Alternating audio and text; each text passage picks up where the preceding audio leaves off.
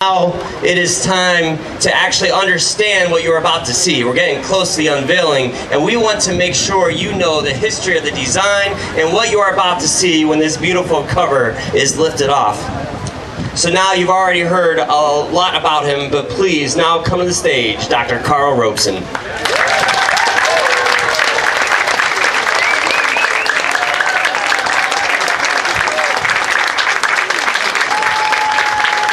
Thank you.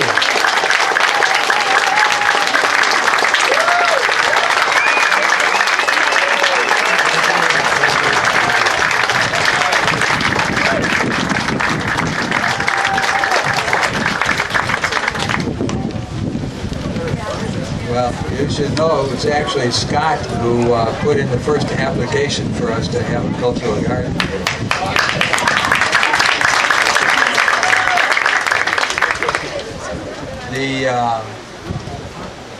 First of all, greetings, Ambassador Fitzel, Mayor Jackson, and all of our esteemed guests here, everybody. I look out, I see so many faces of people I know very well, or have met, and I also would like to start off by thanking my wife, Sanite, who has been remarkably strong through this whole thing. She's the realist. I'm the dreamer, and most of the things I've thought about have fallen flat, you know.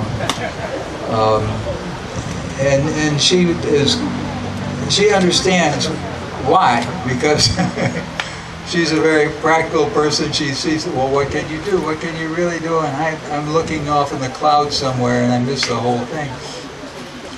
But this is a dream that looks like it's coming true here. We started this, it's at least 4 years ago. We got a committee, and the committee has evolved over a period of time. Some of our really strong members have moved out. But we have a nucleus that has really been good. And thinking about, I mean, one of the reasons here is we have this wonderful cultural garden park that there's nothing like it anywhere in the world, like this, the Cleveland Cultural Gardens. It's just an opportunity not to miss. And another connection we've been talking about is Lucy, and I didn't specifically hear that it was mentioned, they mentioned the Cleveland Museum of Natural History. The researchers from the museum are the ones who literally found Lucy in Ethiopia in 1970, Dr. Johansson. And now for the past many years it has been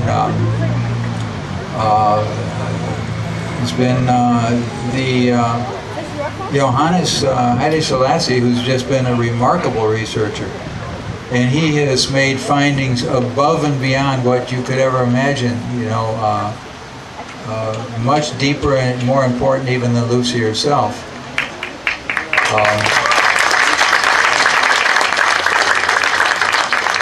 He's in fact, he's the one. Lucy was 3.2 million years old. Then he found one, Katanumu, 3.6 million years old. Then others. And finally he found Artie, who is 5.8 million years old. So you'll see on our representation here now, I've heard people saying, well, we've got 5,000 years of history on this mosaic wall that we're going to unveil pretty soon. Let's correct that. We have 6 million years of history on this mosaic wall. The original humans came from Ethiopia, so in that sense, we are all Ethiopian. Everyone sitting here today.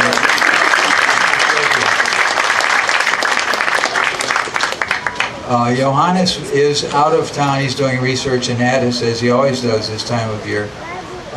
His wife Denise is here. She was leading, she's a member of the museum staff too, Dr. Sue, and has been kind enough to give the embassy staff and others a nice tour of the Fossil Hunters exhibition at the museum, which I would recommend that everybody here should take the opportunity to see.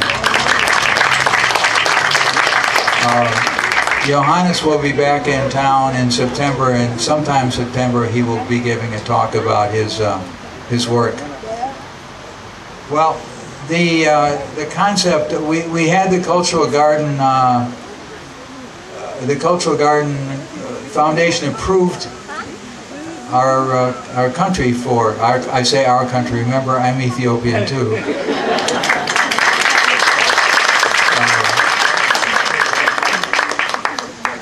But then we had to figure out what we're going to do, so we're thinking of all these ideas. What will represent Ethiopia? You know, maybe a coffee pot, or this or that, you know. And finally, it just became obvious that the main, most iconic symbol of Ethiopia really is one of these tall stelae, obelisk-like hand-carved monuments that go back to the time Kevin Conwell was talking about, the early days of Ethiopia, the Aksum Empire. And these stelae are, several of them still standing, are almost 80 feet tall, weigh 160 tons, are the tallest monuments hand carved by a man. They're one piece of stone. So these stelae, we thought a stelae would be a good representative for our garden, but we couldn't figure out how to do that, because to put a stelae here, they're 80 feet tall, and unless we got an exception from Kevin Conwell, we're supposed to keep our limits to 30 feet. That's the maximum height. And when you take a beautiful stelae and shrink it to 30 feet, it suddenly loses its magnificence. And so we were in a little bit of a quandary. We needed some help. And also we had planned to put, along with this, some kind of a wall representing the history and culture of Ethiopia. And we were discussing what would we do, how would we do that. We one time had a wall that looked like maybe came from the region of the Gondar castles, but that was pointed out that the Gondar castles really are European. They're Portuguese in origin. So we were wondering about this wall, and we decided it was time to go to Ethiopia and find a genuine Ethiopian artist to help us out of our fix. 26 years ago, I had purchased a painting by an artist named Zerahun Yetim-Geta at an art show that was put on at Michigan State University by Ray Silverman. Both of them are here today. And I had no idea when I purchased that picture that what a long-range impact that would have. But it was a collage of Ethiopia. The picture is called Tarhik, or History. And I've been referring to it for ideas for our cultural garden. I even had it as a picture on my cell phone when I went to Addis Ababa and went to the Fine Arts Department to inquire if there was an artist who might help us. And the first one he named was Zerahun Yetim-Geta, and it just blew me away. I never dreamed we would make some kind of a connection. So within a half an hour, I was at his studio talking to him. The very person who was happened by accidentally to be on my cell phone right then. And we had a lot in common. I presented our quandary about the stelae, how would we represent it, and what would we do with this wall. And he solved both of the problems. He asked me how soon I wanted an answer. He was very enthusiastic about the project. And I said, tomorrow will do. I was going to be in Ethiopia only 2 or 3 weeks, and I was being facetious, of course. But I was hoping to get some idea from him. Anyway, he thought about it. He was shocked I said tomorrow, but then by tomorrow he actually had figured out the answer to the problem. So we solved the problem of the stele, which is going to be a large stele silhouette, which is really magnificent at 30 feet. That'll be a bigger project. That's going to have to be stone, solid stone, carved, and it's going to be a little beyond our budget at this time. So we're starting, phase one is the wall. And the wall is in 5 panels, and these were designed by Zerahun. And what the specifications we gave to him were that we did want some representation of ancient man, Lucy, and we wanted also a representation of, Ethiopia is a place that has 86 ethnic groups, and you can't put all of them in the single pictures, but we wanted to have at least take an example from another part of the country. Aksum is in the north, so we picked an ethnic group from the south, and he recommended the Kanso group that had been there for 5,000 years, had developed terrace farming. He thought that might be a good example to use. We actually listed all 86 ethnic groups on the back side of this panel. There's a list. You can look. So other than that, we just wanted him to use his own feelings, his own sensibilities about being an Ethiopian artist, and we knew the quality of his work to develop this for us. And so it was never meant to be a catalog or an encyclopedia of Ethiopian history and culture. You can't do that. But we just wanted some historical representation in the few things we said. And he came up with, I think, a beautiful piece of art that we're using, and you'll hear we translated it from a painting to a mosaic with the help of our mosaic specialist. There are 5 panels on this. I'm just going to briefly outline them so you know what they're about.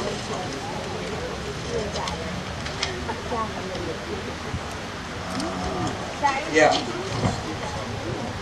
Okay. The 5 panels take us from the origin of humans to the age of technology. Okay. So the first panel will show Lucy. The second represents the ethnic diversity of the country. The third represents early civilizations, Aksum and Lalibela. The fourth panel indicates a period of the emperors, important but ultimately gone, indicated by an empty throne.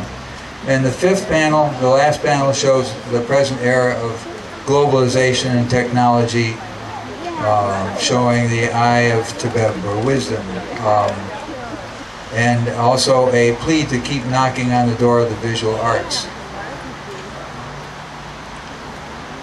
On the back side, there's also another work of art. So we have, on the front side, from the beginning of man to the age of globalization and technology. On the back side, there's an early painting of Zerahun's called When the Sun Gets the Moon, which shows our environment really being endangered by ourselves, that in spite of advanced technology that enabled travel to the moon, we're damaging the planet perhaps beyond repair if we're not careful. And then I have a brief quotation here that I think is relevant. In the very long term, in the multi-secular temporal horizon, which is that of Lucy, we are all but migrants in time and space, transient travelers who must do our best to pass on to the next generation a hospitable ground on which they may flourish. And this is basically the message we're giving on the backside of this wall. Our mosaicist is Ernesto Spinelli, who translated Zerahun's art into mosaics. And he worked on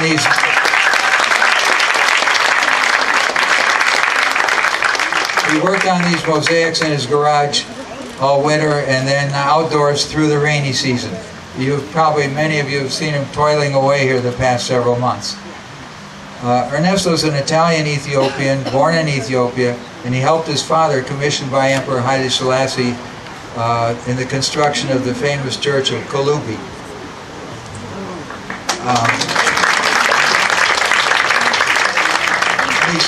He's lived everywhere, all over Europe, the Middle East, Central America, Mexico, and he has fabricated large and beautiful mosaics around this country, including a large floor mosaic at the Cleveland Hopkins Airport train station. So if you know of any large mosaic work that needs to be fabricated anywhere in the world, Ernesto is your guy.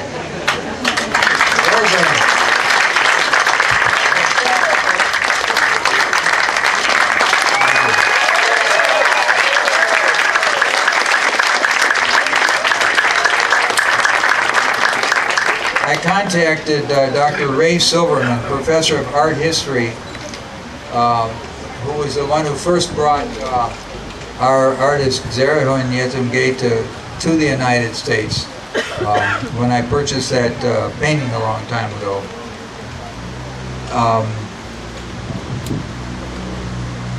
Dr. Silverman specializes in Ethiopian and Ghanaian art, and he was the one who organized this Traditions of Creativity art exhibition at Michigan State University in '94.